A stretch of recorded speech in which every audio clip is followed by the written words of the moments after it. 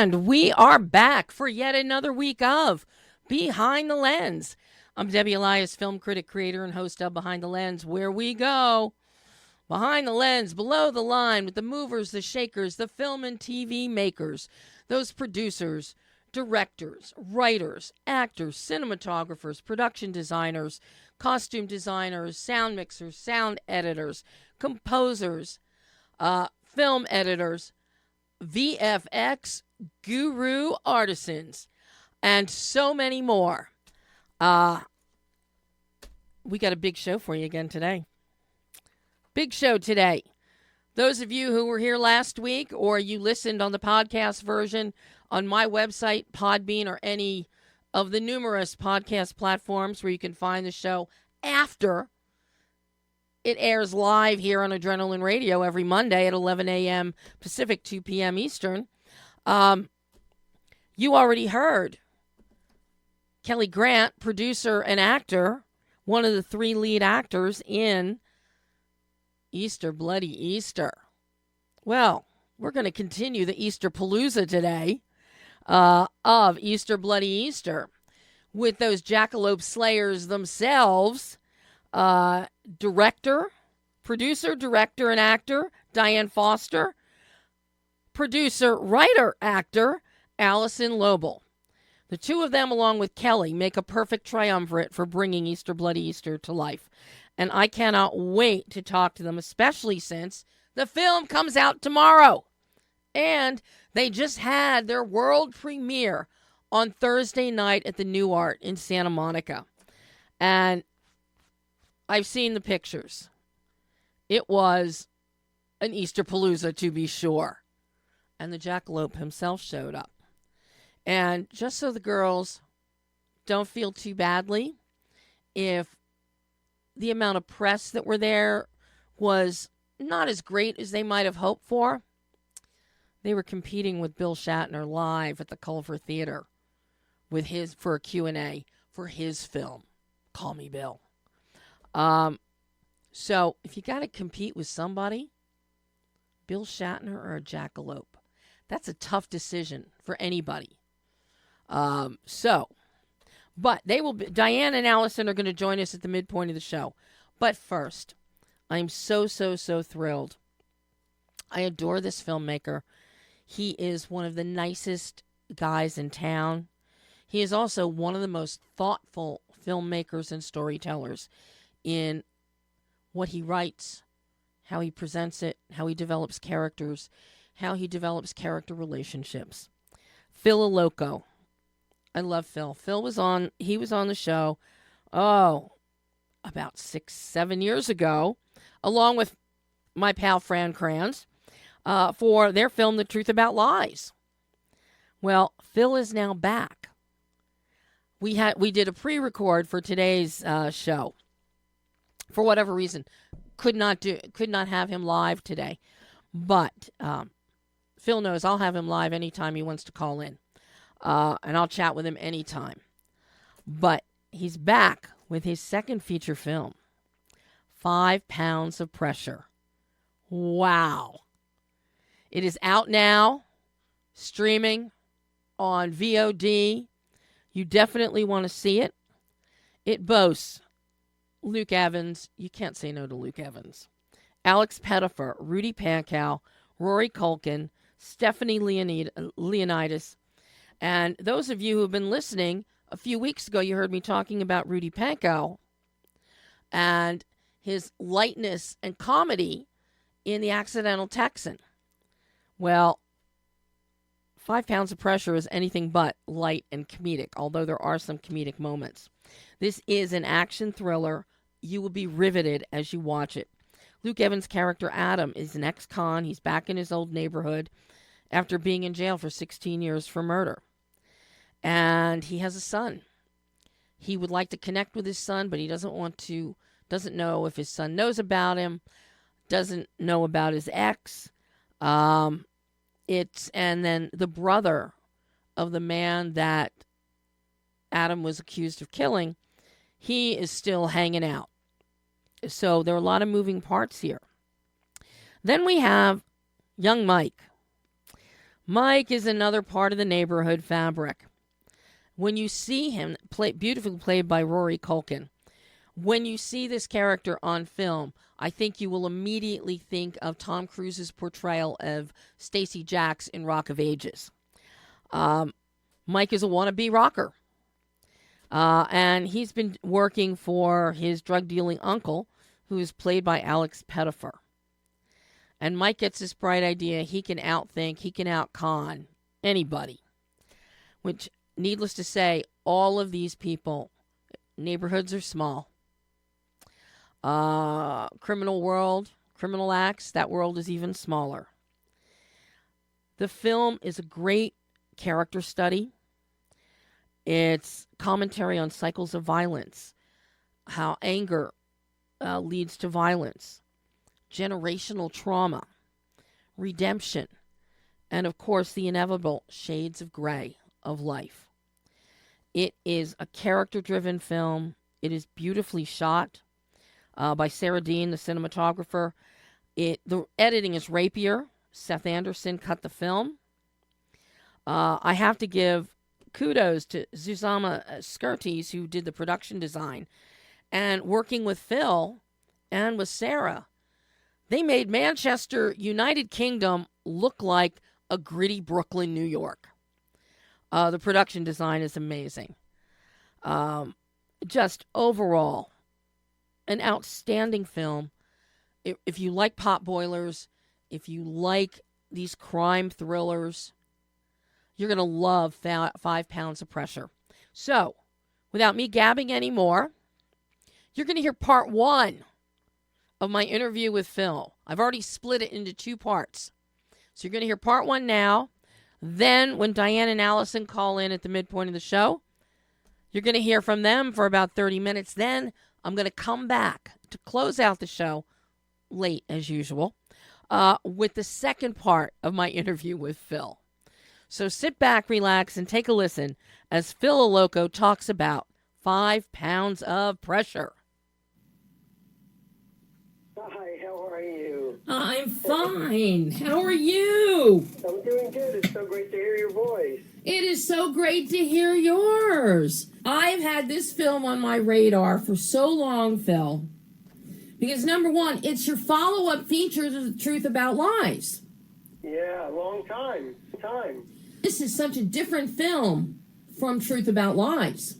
Yeah, very different. I had this written before Truth About Lies. Well, as you know, you talk to filmmakers all the time, and indie film is very difficult, and you just never know when or how a film will come together. And this is a film I started writing maybe over 15 years ago. Oh, my God. I've had it a long time, and I wrote The Truth About Lies while I was, waiting, putting this together. This fell apart a few different times. I probably even spoke about it when we talked about it. I think you did.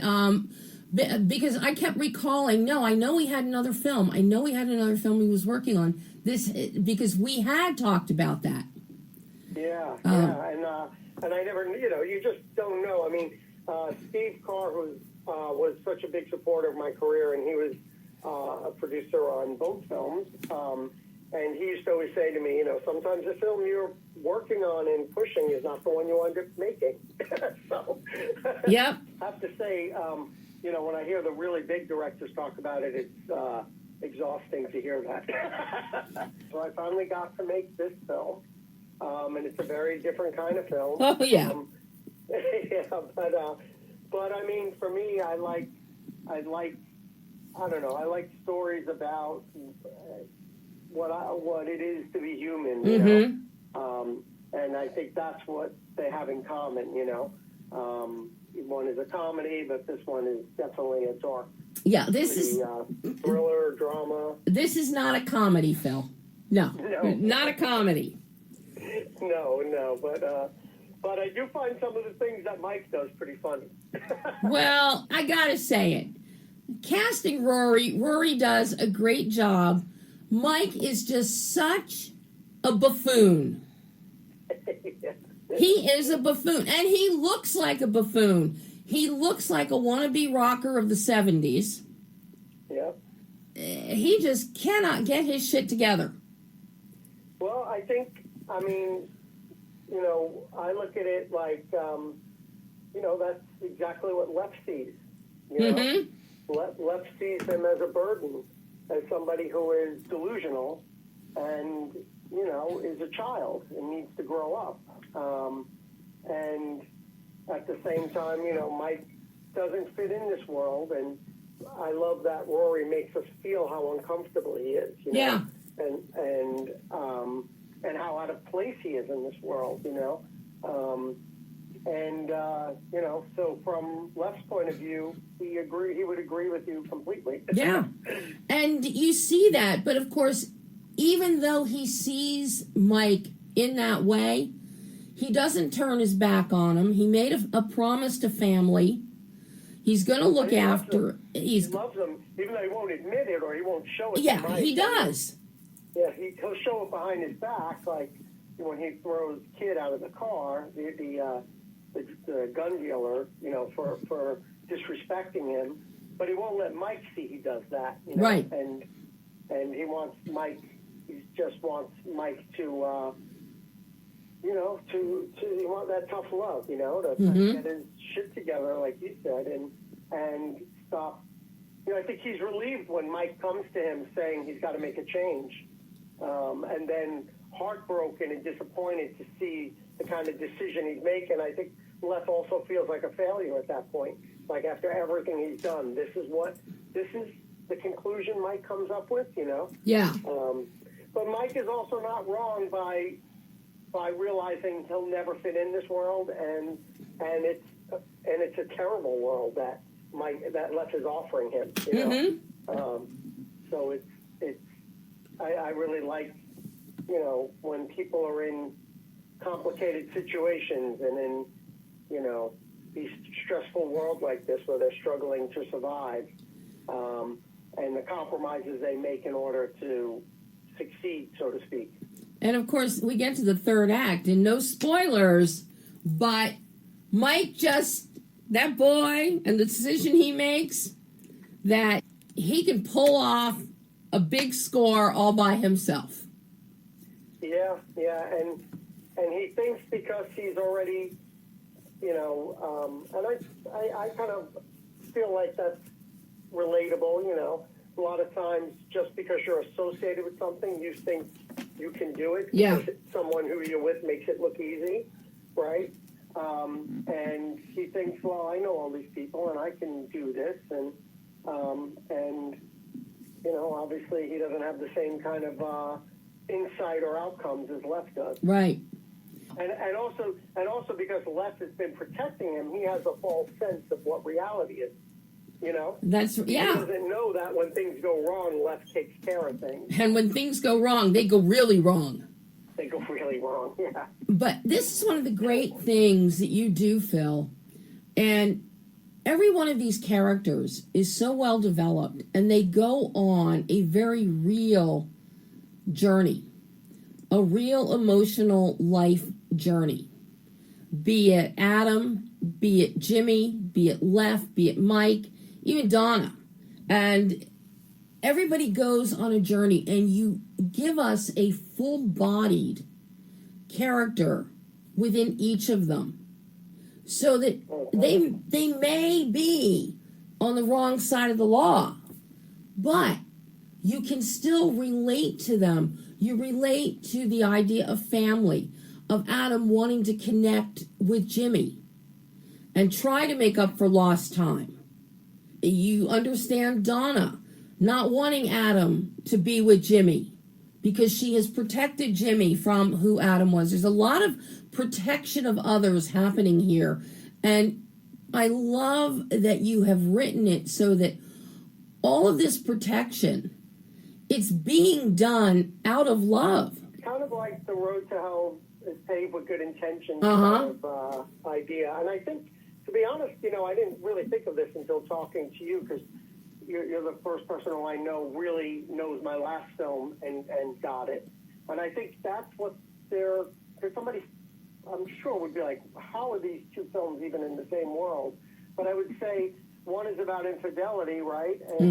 And but in the same way, it's like I think I like to see ordinary people struggling in these what I consider extraordinary circumstances, the moral compromises we make. I mean, we all know what we should do on paper, right? Right. But in life, it's messy. And how do we, you know, the lies we make to ourselves or the compromises we make with ourselves, you know, nobody sets out to be a cheater or something like in Truth About Lies, or no one sets out to be a murderer. Right. You know, they're not a kid saying that's who I want to be when I grow up. But little by little, you make these small compromises in what seems to be a very mundane world. And these things become ordinary. You become desensitized to your own actions, like in 5 pounds, you know. And I think I'm always drawn to how, you know, that's kind of what makes us human is you know, we don't want to admit that we can identify with these people doing extreme things, right? And maybe some people just won't admit that, but I think we can relate to these things, I think. Absolutely. And of course, you bring in all of these themes. You have redemption. You've got generational issues that fall into the cyclic nature of violence and anger. Anger is a big part of everybody in here, pretty much. I grew up in a world like this, you know, and I think, you know, I knew people like this on both sides of these small-time kind of crimes that have kind of big impact on the world around them. And I think the people in this world, in the neighborhood I grew up in a really bad neighborhood when I was young, and, you know, it was like we were all like living between the cracks of society, you know.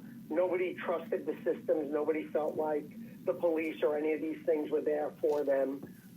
Everything felt like an obstacle, and people felt like they had this misguided bravado or toxic masculinity, whatever you want to call it, where they had to take matters in their own hands, you know, that they were responsible for things. You know, someone like Eli, you know, what are you going to do? The murder of your brother's back in this neighborhood. What are you going to do about it, you know? And that's a kind of attitude that I think perpetuates itself in having these cycles, you know, and the lack of empathy or understanding for what people are really struggling with. You know, we can't change anything we don't understand, you know. And I think these people are just struggling to live, you know. They're just making the best decisions they can while they're trying to keep their nose above water, you know. And it's hard to think past the big picture, you know. Like, does Donna really have a plan for when is the right time for Jimmy to know? But from her point of view, when do you tell your child that their father murdered someone? And what does that say to them about who they are? It's damage. Like, for Jimmy, does he romanticize it? Does he feel like he's damaged for life because if his father did it, maybe he has that in him, right? Whatever that is, right? Like, what does that do to his psyche? So these are, I think, you know, we always talk about, like, the accident or the incident or the crime or whatever, but there's so many people who are affected around it that are not part of the story, so to speak, right? Oh, and that's so true. And in the case of Jimmy, because of the path and the people he's already hanging out with and getting in fights and all, as an audience member watching it, you've got to wonder, okay, if he does find out about his dad, is that going to push him down the same path, or will it push him away from it and back in and away from these people that he hangs out with and the fights that he gets into? So by bringing in all these shades of gray, Phil, you really, really give us meat to dig into as to the psyche of all of these people and how everything, you know, it's the ripple effect of everything interacts, which makes you so gifted with these character-driven stories, because this is character-driven.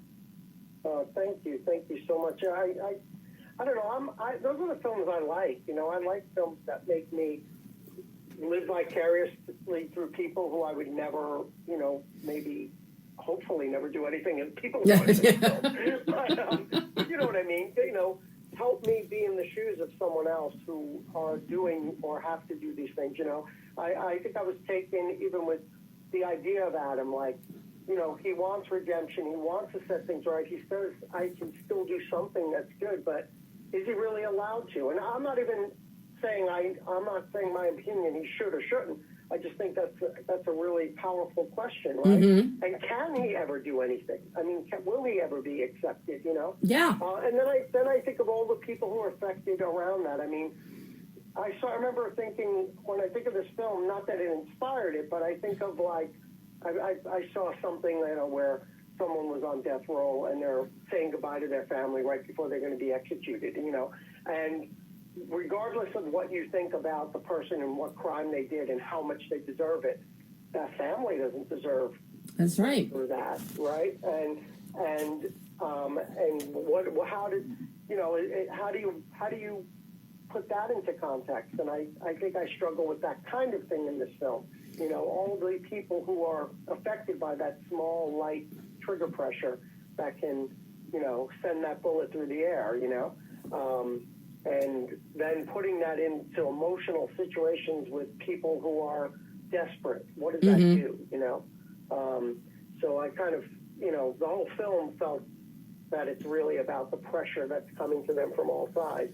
And then here we have a gun where we make it the easiest and the lightest pressure to make, you know, to use it, you know? Mm-hmm. So I just kind of felt that it was a good title and fitting for what we're experiencing with them. Oh, I think it's a wonderful title. When you see the film, people will understand the title. But what you do here is the way that you integrate the lives of all these characters. So you really do, talking about who's affected. You see how far the reach is, but also how small it is. Because people that you don't think, who would think that Mike and Leff would somehow be involved with Adam? You know, it's funny because I struggle with that as a filmmaker, too, because that's my experience, right? Like, you know, when something happens, even though you're in a big city and it seems like it's, you know, a needle in the haystack, how would people know of other people doing stuff? I think we've all seen in our own lives when, you know, bad news travels fast, Yep. you know, and, you know, all of a sudden it becomes very small, and things that affect our lives, you know, someone does something or someone passes away or whatever it is, we all hear it from no matter where we are in the world today, especially with social media. So the world in some ways has become a lot smaller, and our actions have a lot more impact, and people are aware of them in ways that never before, right? That's right. You know, so I find that kind of interesting that even in a big city, it starts to feel like a small town. And, you know, and now you think social media and how all that plays into it, you know. It just takes, gossip travels faster than ever, you know. Yeah, this film is a perfect example of less than 6 degrees of separation. And they keep getting drawn towards each other because of the actions. And, you know, and it's all set in motion by Adam. I mean, here's another example of Road to Hell paved with good intentions. He just wants to see his kid that he hasn't seen. He doesn't want the kid to know who he is because he knows he'll reject him. He just wants to see him, and it seems innocent enough. How could that be bad? But obviously, coming back into that neighborhood sets off a chain reaction. And then also, he's you know, pushing his way into Donna's life. She has her boundaries. She's stomping all over those. Again, he's not aware of that, but we could see it from her point of view, what that's doing to the carefully constructed reality she helped create for Jimmy, and that's threatened. And I often think to myself, how many times have I been that bull in a china shop, you know, where I don't realize how my actions are affecting others, you know. It's an interesting thing as we act and move through the world. Absolutely. Each other. You've got this on paper. You have this incredible cast, which, by the way, Rudy Pankow, I just watched him in Accidental Texan, this really light comedy. To see him as Jimmy after just seeing him in this comedy with Thomas Hayden Church, wow. You got a really good performance from him. It really these two films really showcase, you know, Rudy's got some range. He's great. You know, when we we're talking about the role. You know, we have a call and we talk, and you know, there's kind of a, you know, almost like a, you know, a first date. You know, you're trying to see if you're going to work together. And to his credit, we had multiple meetings where he really dissected Jimmy and had to know everything about him, the emotional arc, before all of this before he would even agree to do the film. And I found that really interesting because, you know, you have meetings and people make a decision, but he did all the work to make sure he really wanted to make sure he felt that he could do this and do it justice before he took it on. So he worked really diligently and really thoughtfully. He really needed to understand the character in his bones, and I think you could see that in the performance. I mean, he really owns Jimmy, made him his own, you know. And for me, having that luxury of just seeing him just last week in Accidental Texan, to get to see these two sides of the coin, really wonderful, absolutely wonderful. Yeah, he's gifted, and I feel like very fortunate to have worked with so many gifted actors. I mean, Luke Evans, obviously, you know, I think it's a no-brainer, you know, doesn't need my compliments for everyone to know how great he is, right? And Alex Pettifer and Rory and, you know, and Stephanie, I think, was phenomenal. Yes. The emotion that she brings. I mean, you write things on paper, but the way she delivers it elevates, and the way all of them have delivered it, the content, I feel really elevated it. And they really went for it. They really brought a reality to this. And especially when a lot of these actors, they're British actors, a lot of them. You know, I know. British, and they really understood, and everyone had consistent dialect. We had an amazing dialect coach, Rick Lipton. He's renowned in the industry, who worked with us on set every day to make sure our accents were all in the same world, you know. And I just can't say enough about the cast. I think they did an amazing job. They truly did. But the other thing that is so amazing, you know me, I got to dissect the technical aspect too. Your cinematography, it is polished, it is slick, yet we still feel the grime of this world. Your color palette is spectacular. Your night shoots are stunning. And I want to know how the hell your production designer and you and location scouts managed to make the UK look like Brooklyn, Red Hook, somewhere these West Philadelphia. Yeah, just amazing. Amazing. Yeah. Well, our production designer Z, and of course our cinematographer, Sarah Dean is so gifted. Everyone, I mean, I'm going to gush about the whole crew. I think they did an amazing job.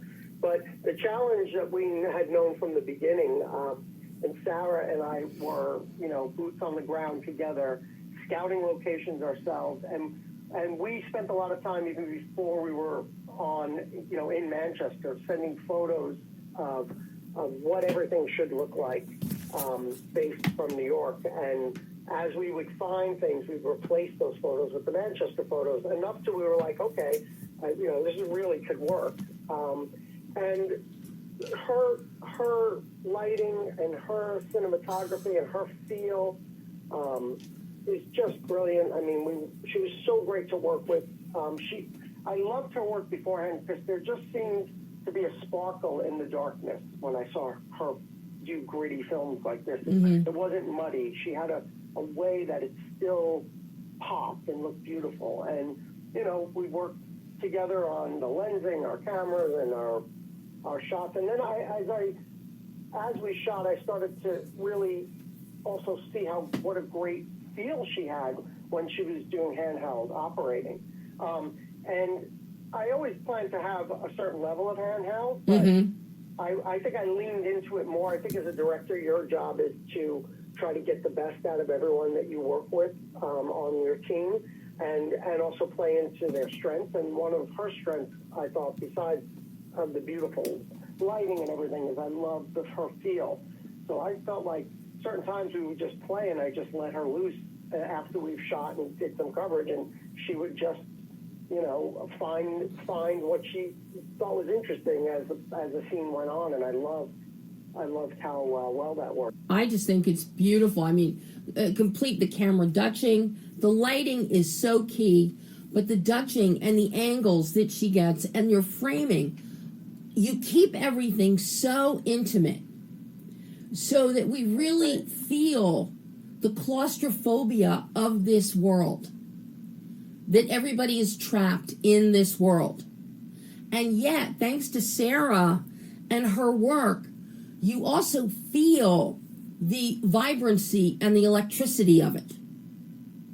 Yeah, I love beautiful decay, so to speak. I love, and I've seen there's some beautiful photography of different photographers who are drawn to literal urban decay, but shooting it with beautiful lighting. Pam? And I think that was another inspiration This for is us. not lit up I in here. love the layers of the streets, with layers of graffiti and paper and signs. Like everything is speaking to us, and I like feeling, it reminds me of those prison cells or, where they have writing in there, like so-and-so, they lived and died here, Yeah. I kind of feel like the walls have that all over it. And even when our characters are walking through these streets or these environments, I like the texture of that.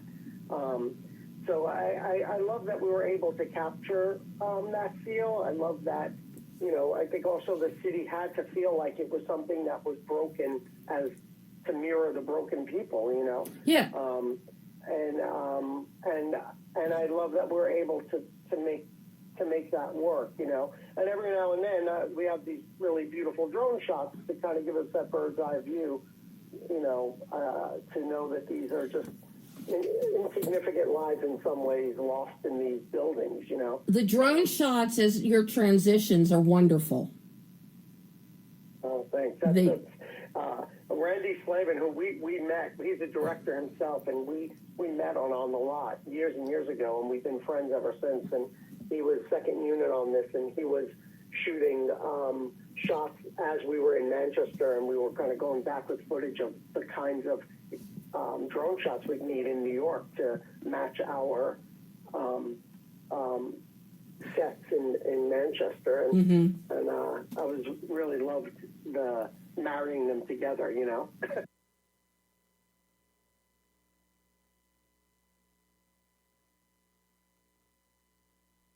And that was part one of my interview with Phil Allocco talking about 5 pounds of pressure. And you're going to hear the second part of Phil's interview today. I promise you. So you will not have to wait. But isn't he fascinating? And even in his processes for telling a story, for putting a film together, right down to these drone shots. And you're going to hear more about drone shots in part 2 of the interview. Right now, I'm trying to figure out what Pam is doing. We have what? Okay.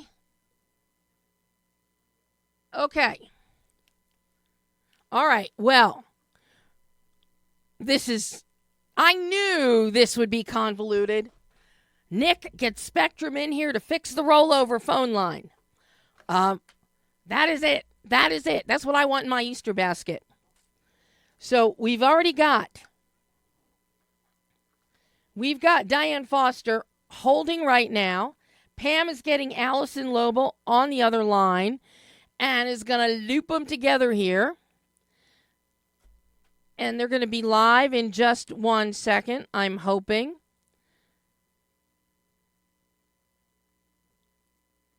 Pam, what did you just do? Oh. Well, then I'm going to bring Diane live while you try and get Alice. Oh, here. We'll wait another couple seconds.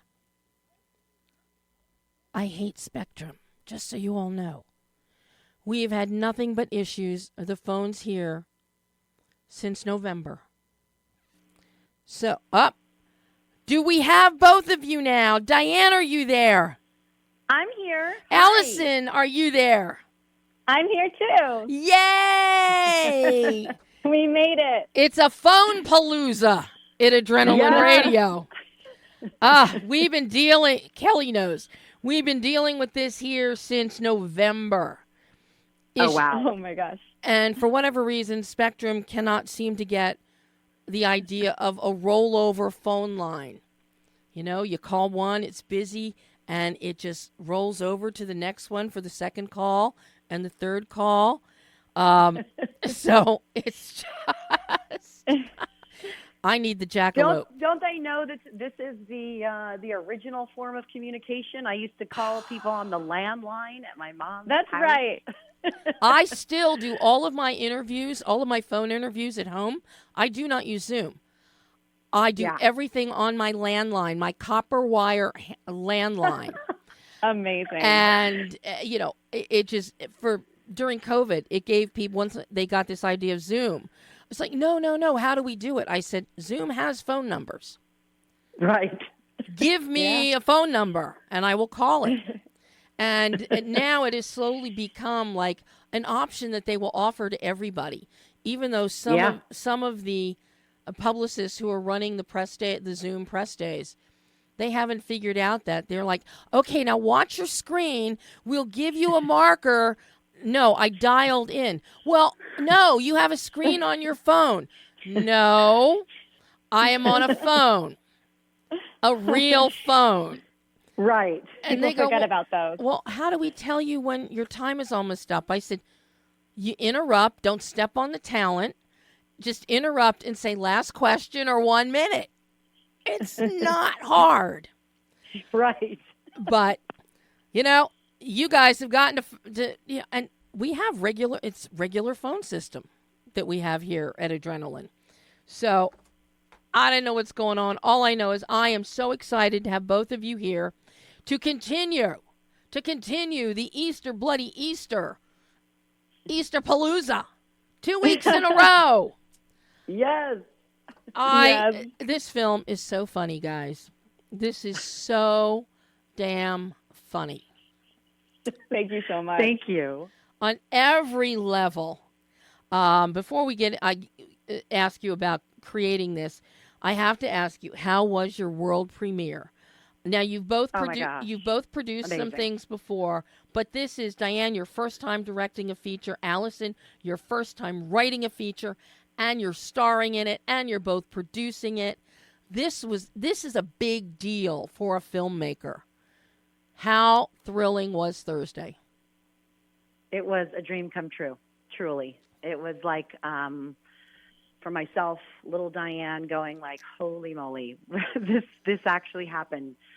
Like a fairy tale. It really was the perfect day. Everything just lined up. You know, the universe conspired, and it came together beautifully. And just to see all of the cast and crew and friends and family coming out to support and really enjoying themselves and laughing hysterically, and it couldn't have gone better, honestly. So thank you so much for asking and also for having us on. It's delightful to be here. How exciting was it for you, Allison, for this world premiere? Oh my gosh, it was unreal. I felt like I was in a dream. I haven't been married before, but what I heard is that usually things go in fast forward.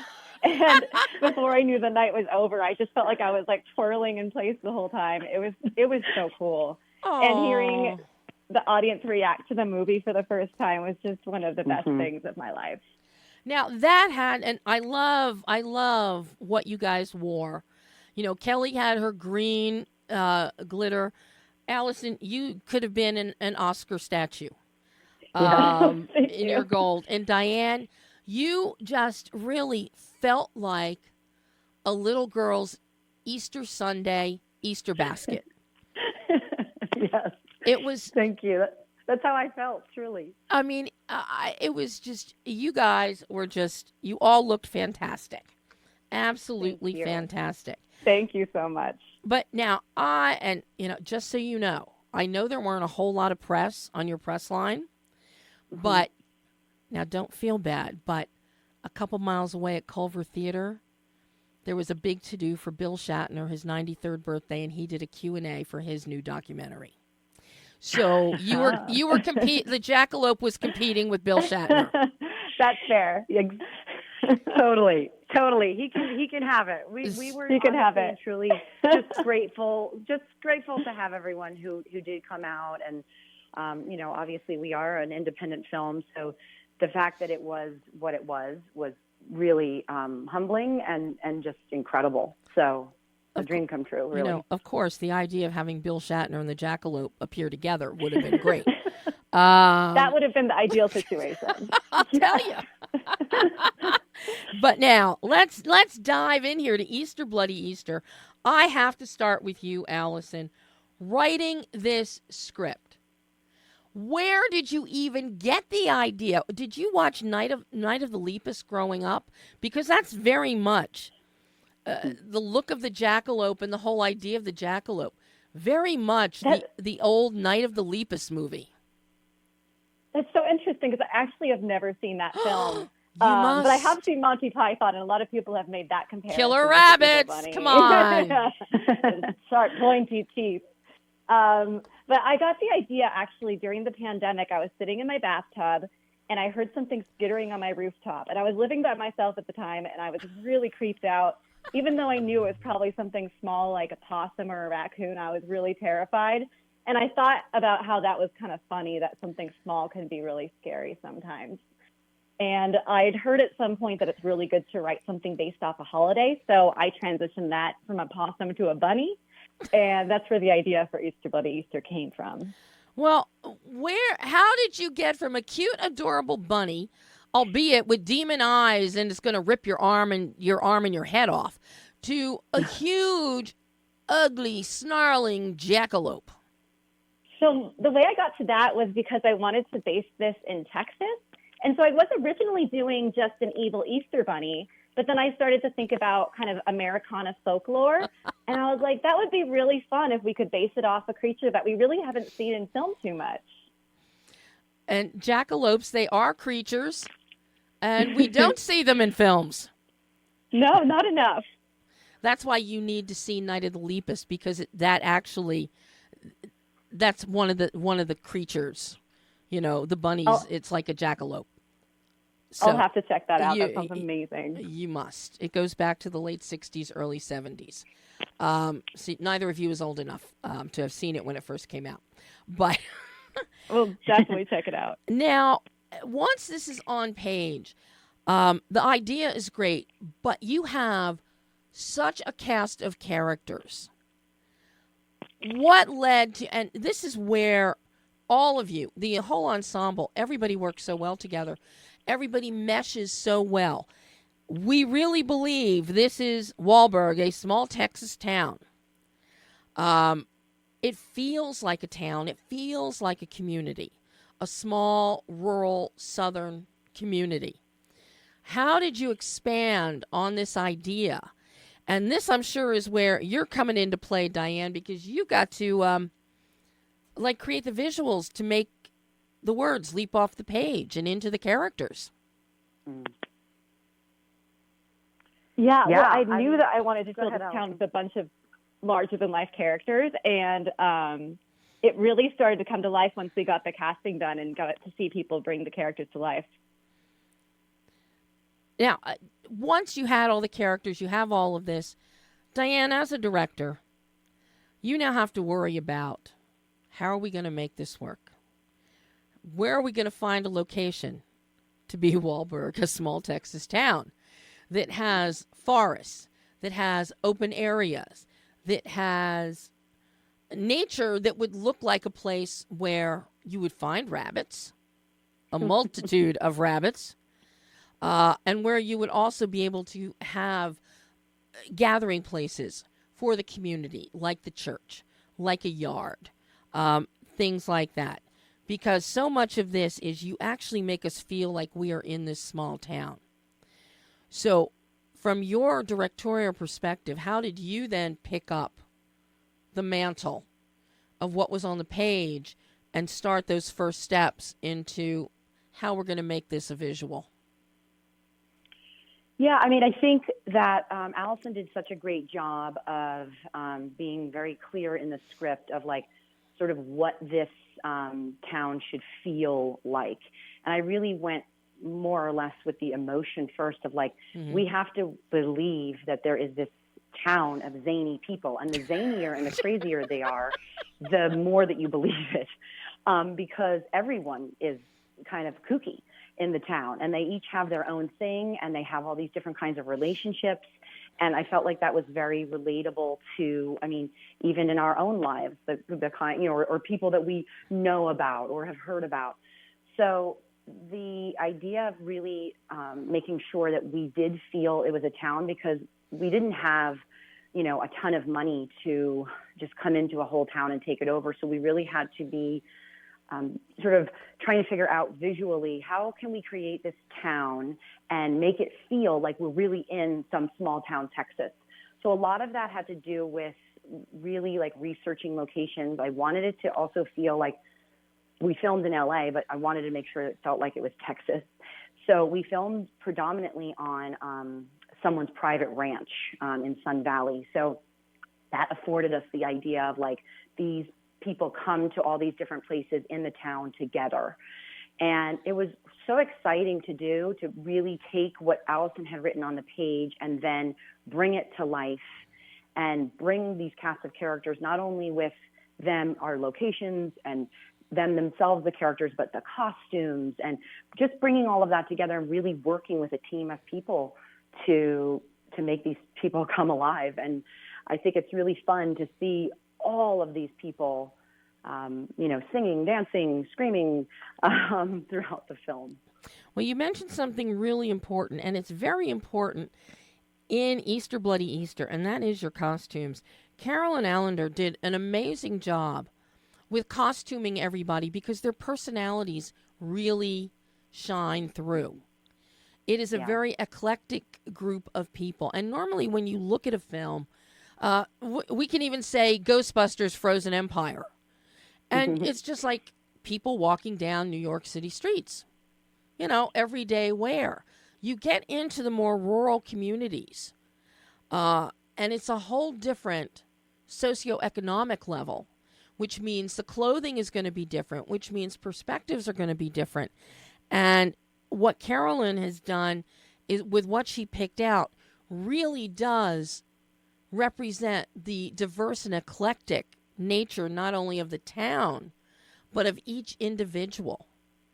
Yeah. Thank you. I agree. She was amazing to work with, and we really spent a lot of time in pre-production going through the costume boards. And each character, like you said, has its own thing and its own scene.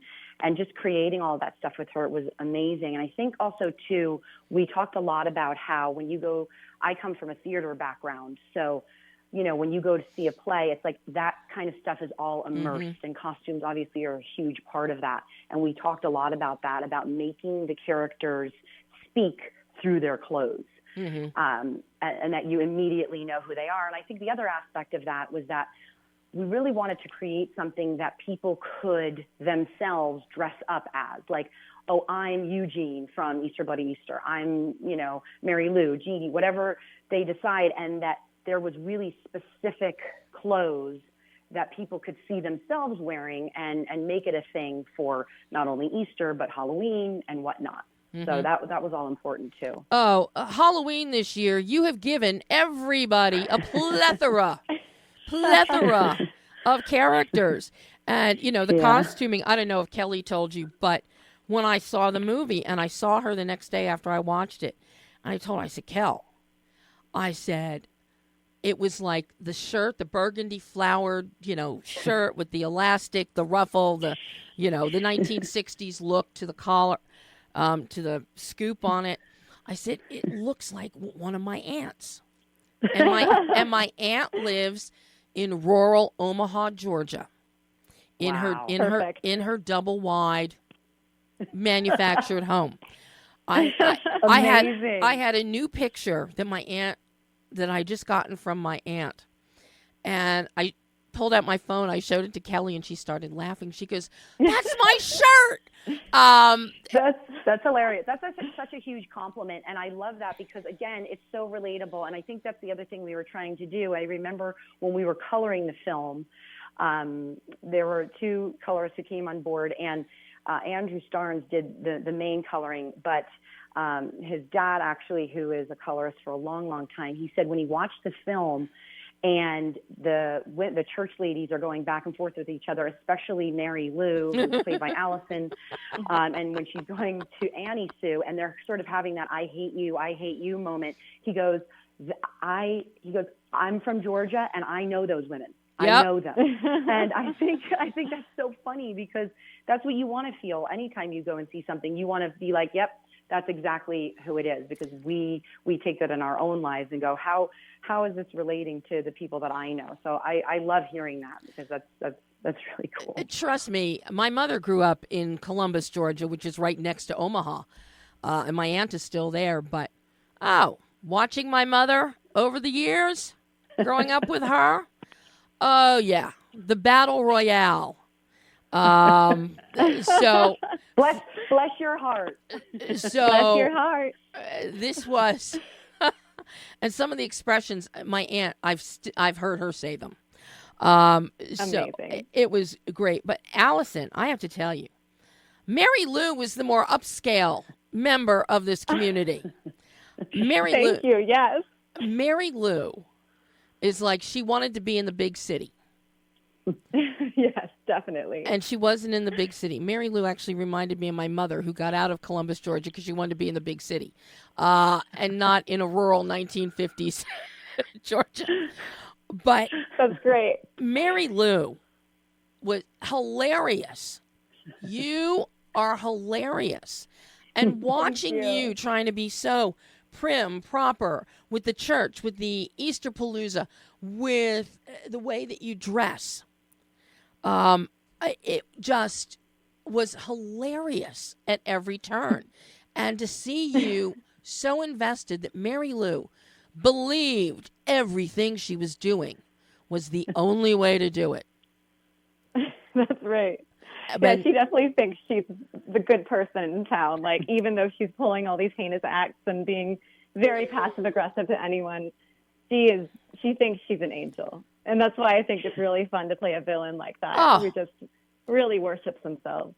And then you, Diane, as Jeannie, you are just kick-ass, take names, and go for it. So you guys all had three very distinctive looks, as does everybody else in the town. But for our three heroines, Jeannie, Mary Lou, and Carol, very distinctive, and yet in your performances you mesh so well together. We feel... Well, we love working together. We really do. I mean, I love the two of them like sisters, so that was easy to do because they're both amazingly talented, and working with them is a dream. And it's fun because their characters are so wild, and I'm like the straight guy. And I'm like, I'm kind of curmudgeon and a little bit angry at the world. And, having that balance of like the odd couple in a way was really fun, and to play with them. And I think just having the background that we have all together of years of acting together really lent itself to feeling free to do that on set with each other. Yeah, I mean, it's a joy to watch the three of you together. It's great to see you individually, which is rare in the film. We see more of Mary Lou apart from Jeannie and Carol than we do Jeannie and Carol apart from each other, I think. Yeah.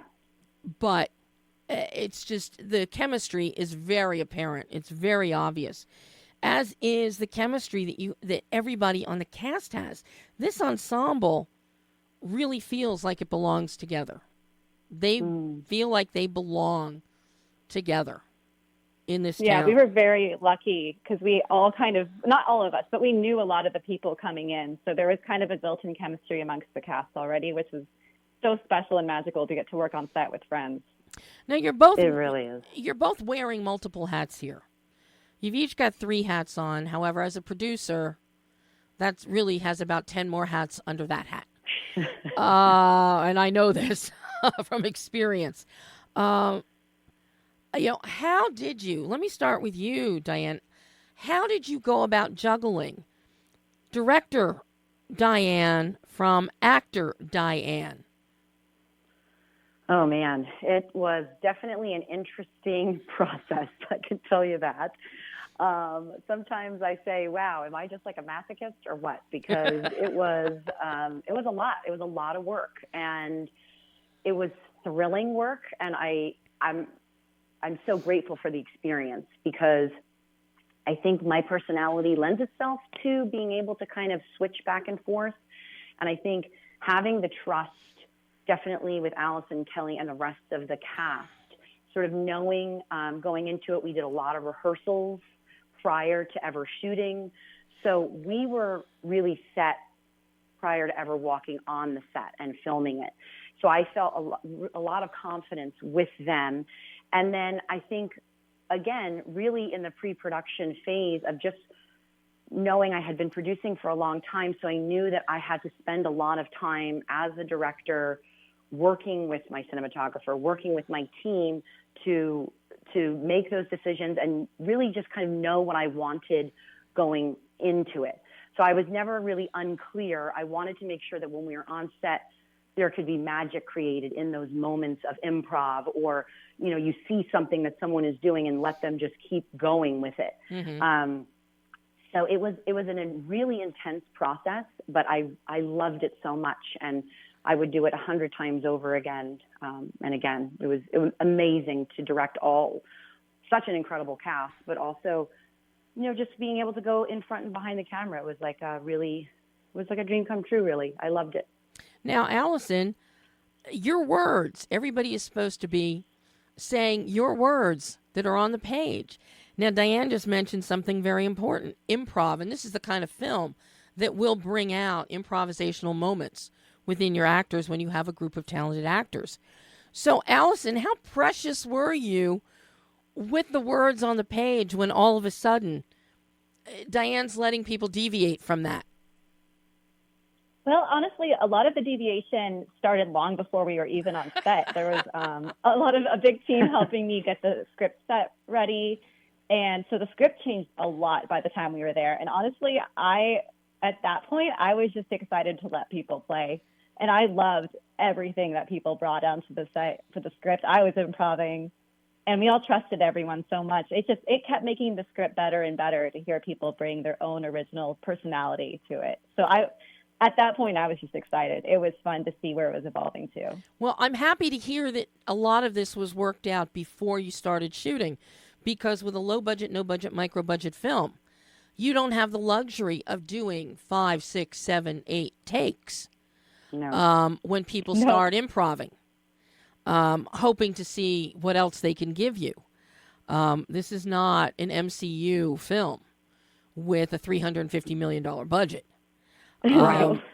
So I'm glad that you had the forethought to work all of this out beforehand, because I think it definitely was to your advantage. I mean, the end product speaks for that. And everyone is very... Sorry. No, go ahead, Allison, please. Okay, I was just going to say everyone was very professional, even with the improvising. Like, it flowed very smoothly. People didn't step on each other's lines or deviate too far away that we didn't even know where the scene was going. It was all just very quick and concise, and it really just made like certain lines pop. So yeah, we only had enough time to do maybe 2, 3 takes tops. And so, yeah, no one did anything that was going to throw us off too much for that. Well, you know, Diane, you both mentioned your team. You've got 95% females in front of and behind the camera. As I said last week, I don't want to hear anybody say there are no women working, there are no women directing. Of course, you grabbed them all up for this film. But there are women out there, 95%. Yep. That is amazing. And thank you. 2 of your key team members, your cinematographer, Alexa Cha, and then editor, Nancy Foster. Editing comedy. Performing comedy is hard. Editing comedy and finding a pace is even harder. The cinematography. Alexa came up with so many great angles. There's great dutching there and using the light. Some really beautiful imagery that really celebrates the idea of being out in nature, while at the same time, the hilarity of an Easterpalooza, the disaster of an Easterpalooza, and, of course, the fun of a nighttime bunny hop party. The night shoots are beautiful, just beautiful. Thank you. Thank you. Were you storyboarding with Alexa? Were you shot listing? How was that? What was that process like? Yeah, it was amazing. I love working with Alexa. She is so supremely talented. This is also her first feature film as well. And just a complete joy to work with her. We spent about, I think, 5 weeks together prior to filming. We shot listed every single scene together. We sat at my kitchen table, sometimes at Panera Bread, and we went through every single thing. I would say, this is kind of what I'm thinking here. I want it to feel like this. I want the audience to feel like this. And she would say, okay, how about we do this? And we would just go back and forth. It was so easy to collaborate with each other. And I love that so much, because part of, making films is the team effort, and allowing the people that you hire to bring their expertise and also bring their ideas and the love of what they're doing, forward. So it was so much fun to do that with her. And she had so many great ideas, and she was not afraid to move the camera. And that's my favorite kind of cinematographer, of somebody who isn't afraid and is willing to just go, let's try this, let's try that. So we knew exactly what we were doing going in. And I wanted to make sure of that because I was acting and directing. I didn't have the luxury of being able to look back at the takes every single time. I was like, do we have it? Can we move on? And trusting really her, because her and I were in such a dance together, and just trusting each other and being able to move forward. So it was amazing to work with her, and I can't wait to do it again, because she really is something special. And she's doing all kinds of music videos and stuff now for Universal Music Group. And I'm just so excited to watch her rise, because she's really talented. And once you get this great footage, then you've got to put it in the hands of Nancy Foster, your editor. How challenging was this edit to find the beats and the pacing? Because this is essentially, it's a comedy. It's a horror comedy, but at its core, it's a comedy. Yes, absolutely. And I'm so glad you said that, because I hope people know that, because it really is comedy horror and not the other way around. It was a dream come true to work with Nancy. She is so exceptionally talented. She has a great sense of pacing, and same exact thing. It was very collaborative. We would have moments where I would say, that moment doesn't feel right, or let's let that sit for a second. And we would go back and forth, and she'd say, I think we need to trim that, 2 seconds here. And it made a huge difference in overall. So Nancy and I spent, about a year together working on the film, and really just making sure that we felt so solid about what we were putting out. And I just love working with her. It's she's one of my favorite people in the whole wide world. So it was amazing, and she brought so many great ideas. And again, not afraid to try things and then go, you know what, that didn't work, or wow, that was really cool and awesome. Very collaborative through the whole process. It really was. Well, I know Kelly was telling me about this at the very, very, very, very beginning. So I have been on the Easter Bloody Easter train since the minute she was talking script with you guys. Yeah. So I have gotten along the way, every step during leading up, pre-production, rehearsals. So I have an advantage over most people, because I have heard about the process that all of you went through. And although the hard work, the constant joy that Kelly had talking about the film, even though it was hard, even though there were long shoot days, it was pure joy, and it revolved around the three of you working together. Yeah, it really was. It was so much fun being on set together. I mean, even from pre-production into post, like it's just been a dream getting to create this with friends and really see this completed. And yeah, it couldn't have been more fun. Well, And thank you for supporting us, Deb, from the beginning. We appreciate that. We heard all about you from the beginning, and Kelly couldn't wait to show you the film and stuff. And we really appreciate you championing us. Really, Yes, thank you. Really wonderful. It's like I like to champion my friends. I will do anything for Kelly. We've known each other more than a decade now, a long time. But an idea like this, an adventure like this, needs people to champion and to support it, because it's not easy to get a film made. No. It definitely is not. And I really thank you so much. And I just want to say again, I really appreciate you, Deb. You're amazing for what you do for filmmakers. So thank you. And I hate to do this, but I have to run. We have a whole press day of interviews, and they're telling me I have to get on another call. But I just wanted to, if you want to keep talking to Allison, please do. I just wanted to thank you from the bottom of my heart. I really do appreciate you, and I hope to meet you in person at some point. We will, and thank you. Allison, you want to stay on? Oh, sure. And we can talk about killer bunnies. Oh, yes. Sounds good to me. All right, Pam. Thank you, Deb. Thank you, Diane. And we will meet in person. I can't wait.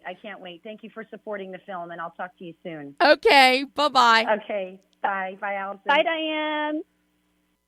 Okay, Allison's still here. All right. Hi.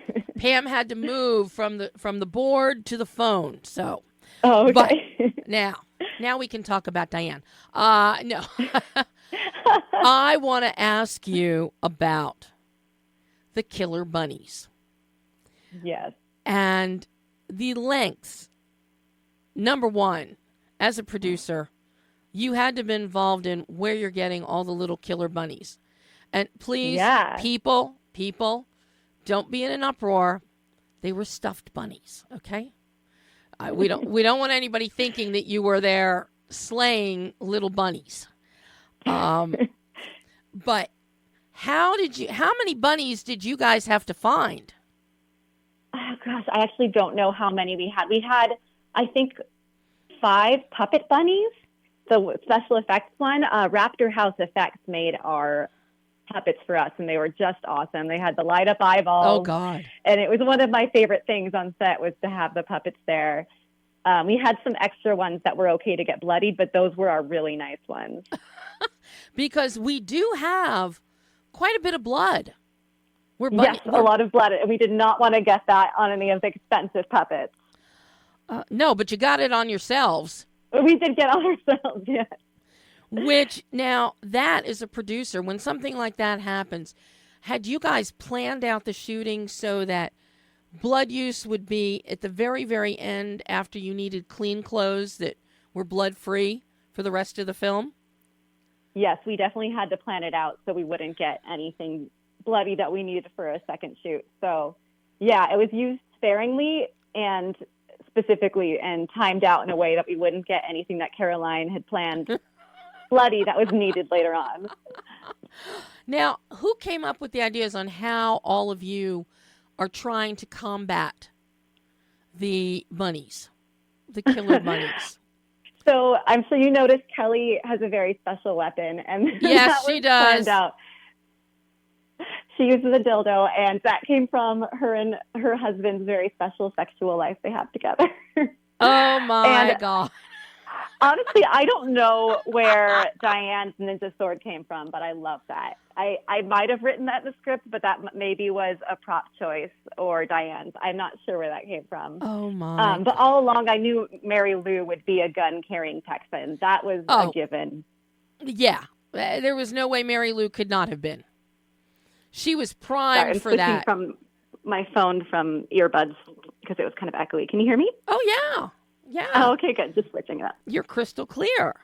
Oh, good. Now, with the jackalope, had you envisioned what the jackalope would look like when you wrote this? I think I had an idea of it, but it was so different seeing it in real life. It was much like bigger and fuzzier, and the eyeballs were definitely creepier than I could have imagined. It was way different than I thought it would be, but even better. Oh my God. Oh my God. You know, I have to ask you, I'm curious, because you come out of an acting background, how beneficial was that to you in writing the script? I think it was really beneficial. I honestly feel like when I'm writing a script, I'm doing an improv scene with myself. I have two different voices, and I just work out the scene in my head. And yeah, I think it's really helpful to be an actor and a writer. Well, I think you wrote a hell of a script here, Allison. You know, thank you so much. Was there a learning curve for you? Well, I've actually written probably like 5 or 6 feature film scripts, but this is my first one to ever get produced. And definitely from the start, I keep learning and growing more and more. But yeah, and going through pre-production with the script and having it evolve and getting notes and learning how to be flexible. And I grew so much as a writer through this whole experience. So now there's always a takeaway after every project, especially when it gets produced and it's about to be released into the world tomorrow. Can't wait. What did you learn about yourself as a storyteller, as a writer, as an actor? What did you learn about yourself in making Easter Bloody Easter? Oh, God, I learned so much. I think one of the main things is just that it's possible, because I've been working in the city as an actor for about 12 years now, and working is a strong word for it. I've been doing a lot of tiny things, and when I moved out here, I didn't really know what it was actually possible. I just knew there was nothing else I wanted to do, but I don't know if I fully believed in myself to get stuff done. And so, yeah, this was just really eye-opening that you can actually make your dreams come true, and it's not unattainable. So that's the biggest lesson I learned from all this. Well, job very well done, Allison. I've only watched this 3 times already. Amazing. It's funny. It's funny. And I love the character of Mary Lou. I just love. Thank you. I mean, Mary Lou actually reminds me of my mother in the 60s and 70s. So that's so great. I don't know. If you knew her, you might not say that. No, I'm just kidding. But job so well done. I hope you're going to write or get some of your existing screenplays produced, and that we'll see more from you behind the camera as a producer and a writer, as well as in front of it. I hope so too. Thank you. Yeah, I've written the sequel already to Easter Bloody Easter, so we at least have that one coming out. But hopefully more. I've been bugging Kelly about, I want a sequel.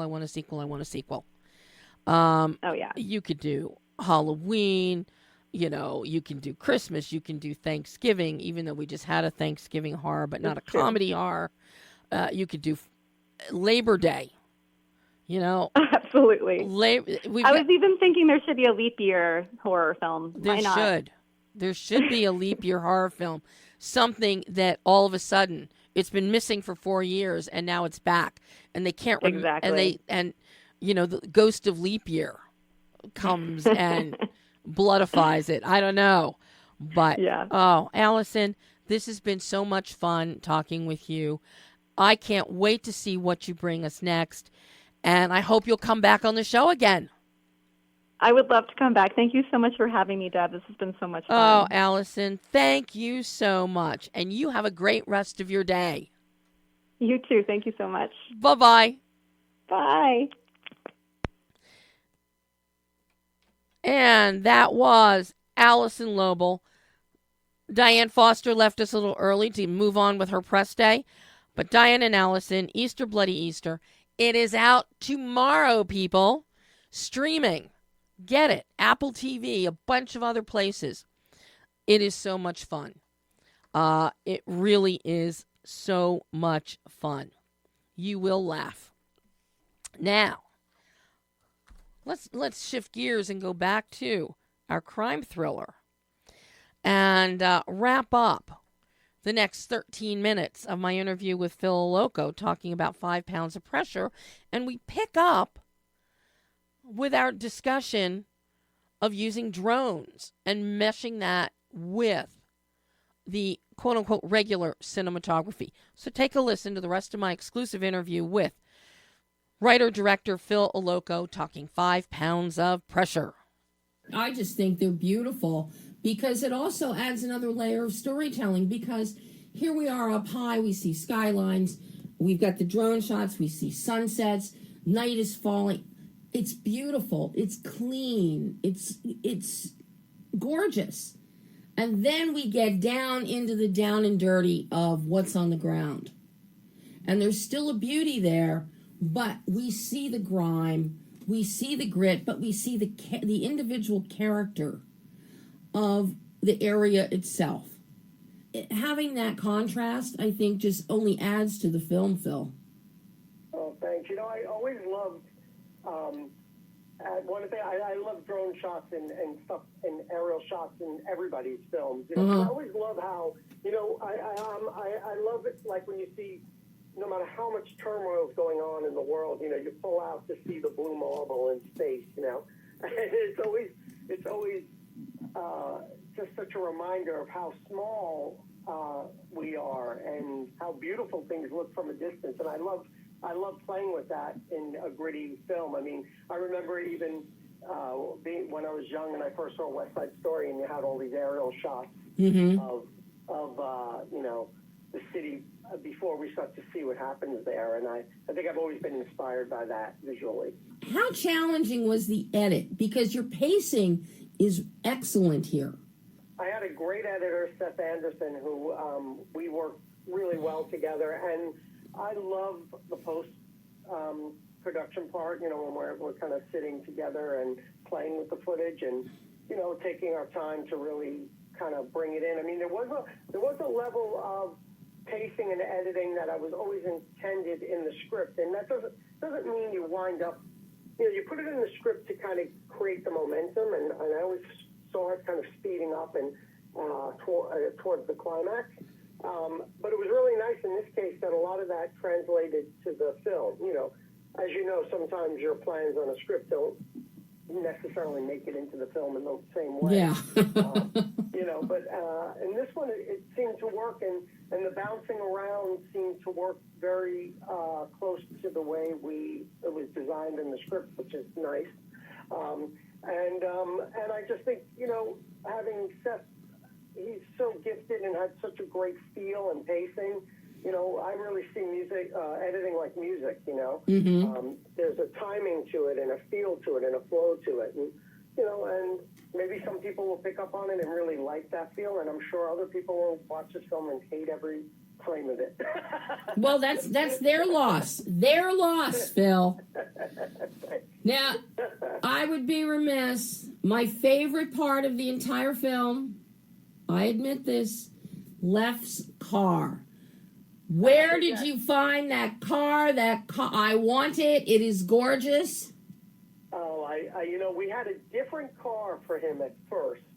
This is a funny little story. Films always have them. The car that Mike does the gun purchase in, I forget the kind of car it is. It's a different kind of flat green car, beautiful car.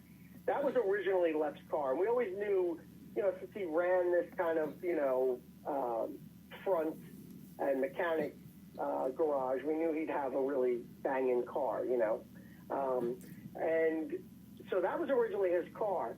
And I had a different car picked out for the drug deal. And of course, my bad oversight, we get there, the car comes in, and I didn't realize the whole time it had 2 doors, not 4 doors. And there's no way I could get Mike in the back seat. I was just like, oh, what an idiot, you know. How did I overlook this?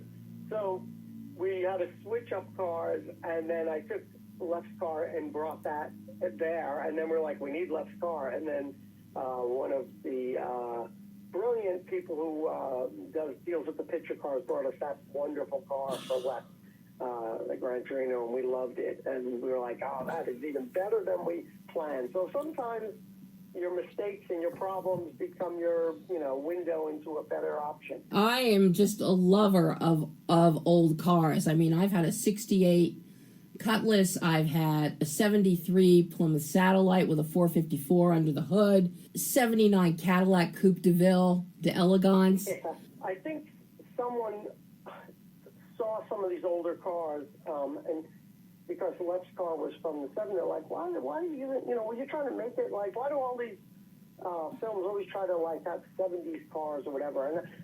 But for me, that was a reality I see in this world. Like, when you don't own your house, your apartment or house, you don't own anything on the street. And in these inner cities and where you're struggling. But a car is something that you wind up putting more attention to. And a lot of, I see it all the time. A lot of people in the urban areas and bad neighborhoods have really cool cars. Yep. Because, it's they don't have much. And so you wind up putting it into your car, and have a sexy, cool car. Not everybody's interested in that. Please don't get me wrong. But a lot of tough guys who play and gamble and they're with their lives, and they have badass cars sometimes. They're attracted to that in different ways, whether it's super high-end new cars or old stuff. But especially with the old stuff, I think it also goes back to the romanticization of crime and the mafia in its heyday in the 50s and 60s, and they all had these big luxurious cars and they tricked them out. And I think it's that whole romanticizing from the past that still lingers. And it's also, they're not practical, and they're also like the big middle finger, like, don't touch my car. And also, I'll have it as big and noisy and take up as much space as I want. You're not thinking of, being environmentally friendly or anything. You're not thinking of those things. No. You have that kind of attitude. You want something big and brash, like a big, cool tattoo. You want a big, cool car. You want something badass. That's right. That is really the only way that in neighborhoods such as this, in worlds like this, that's the only way you can express yourself and show who you are is with the car. Because you're in a grungy apartment, you can't do anything to that. It's probably going to get even more trashed with gunfire on the streets and all. But there is a great respect for really cool cars. Yeah, and it is like a little pride thing and a respect thing and a don't mess with it kind of thing. It's almost like some of these guys too have these cars and they're begging you to mess with it. Yeah. Yeah. Now I've got to ask you before I let you go. We'll go as long as you want. I love talking with you. I love talking with you too. Like, a big question for you is what you learned as a filmmaker making 5 Pounds of Pressure. Because your second feature, and I see so much growth in you as a filmmaker from Truth About Lies to 5 Pounds. So I'm curious what you learned about yourself, the lessons that you learned as a filmmaker with this film that you can now take forward into what better be more films. Oh, you're sweet. Well, I think I learned one of the nice things on this, because we did it in the UK, it gave me more confidence in, even when I do want to shoot practical and I do want to create a world, that I am not dependent on the actual world. I can create it anywhere. I have that feeling, which maybe other filmmakers have known that from the beginning, but maybe it took me, this film, to really feel more confident with that. And I think I'm always trying to understand and learn how to craft an emotional story. I'm fascinated by that. I mean, there's the intellectual arc of what you're trying to do, but I really, just like a comedian's timing when you tell a joke, I could transcribe a joke for you. It doesn't mean you're going to have an emotional reaction and laugh. So, the timing of it, all the nuances that go to actually evoke a response, I'm fascinated by. I'm hoping that I hope I'm learning a little bit more about how to at least come close to that. I know there are so many filmmakers who are masters at really doing that. And I think I'm encouraged that some of the things that I trusted even when I first started out about creating the environment for actors seems to work well. And I think, trying to create a place where everyone can feel good and feel collaborative and feel safe doing good work, I think it's reinforced my idea that that's the right approach, and that it makes it to the screen. I believe that. And so I think those are some of the things that I've learned. I also learned that every film is its own thing, and it's always harder than you could ever imagine. It's like you always are in it going, what did I get myself into? And why do I do this to myself? But it's a priceless ride, that, you just feel very fortunate whenever you could do it. And, and I think I'm also very humbled by, the fact that how hard it is that you just never know if you will get a chance. So you really have to make the most of it when it does come. Now, do you have anything on the drawing board now? I do. I have 2 films I'm trying to get made. One is a sci-fi and one is another kind of action thriller. And, you just keep putting it out there. It's funny. I don't really know how these other ones came about other than, you finish a film and then you start out there talking about it and hoping you can find people who like what you're doing. And I guess I'll go and start that process again soon. Well, I can tell you, I love what you do, Phil. I love the films that you make. I love your storytelling voice. Your directorial voice is wonderful. And to see the growth in you just between these 2 films is just wonderful. That, to me, makes it all worthwhile. Thanks so much for saying that. It's so encouraging, especially from you, who, we talked so much about the last one. And, that's all what I really hope is to have growth and, and somehow keep trying to have the courage to keep having some level of tenacity and not give up. Phil, this has been so fabulous to get to catch up with you and talk about 5 Pounds of Pressure. I'm just so excited by the film and what you've done. And it's out now, today. Yes, thank you so much. It's so fun to talk to you today on the day it's going to be released. So fingers crossed, hopefully people, if you get a chance, check it out, and hopefully you'll like it. You've got built-in attractions with Luke Evans, Alex, Rory Culkin. Luke and Alex are the 2 big ones here that have a built-in audiences of people that will go see their stuff without even knowing what it is. Yeah, I hope so. I hope they like it. I love what they did, and I feel like they really went for it, So hopefully fans of Luke and Alex will get to see them do something maybe they haven't seen them do yet. Job so well done, Phil. I can't wait until you make something else. I can't wait till we talk again. I love talking with you as well. So in the meantime, go back to work and make another film for me. I will do my best. Promise you that. All right. Thank you so much for having me. Oh, thanks so much, Phil. Bye-bye. Bye. And that was Phil Alloccco talking about his new film, 5 Pounds of Pressure. It is out now. VOD, streaming. I think it's still even in some theaters. So see it. You won't be disappointed. And, of course, tomorrow, Easter Bloody Easter, it releases the Easterpalooza.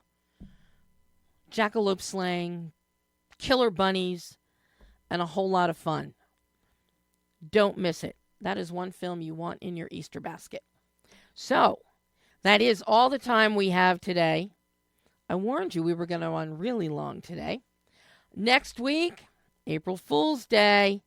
But I'm not fooling you. We've got Richard Ryan is going to join us live talking about his new film, Art of Deception.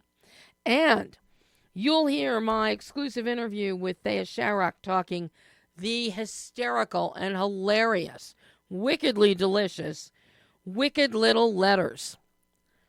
It actually opens this Friday in New York and LA, and then everywhere on Friday the 5th. So if you're in New York or LA, run to the theater to see Wicked Little Letters. Trust me. But you're going to hear all about it from Thea, the filmmaker, next Monday. So until then, I'm Debbie Elias. This is Behind the Lens.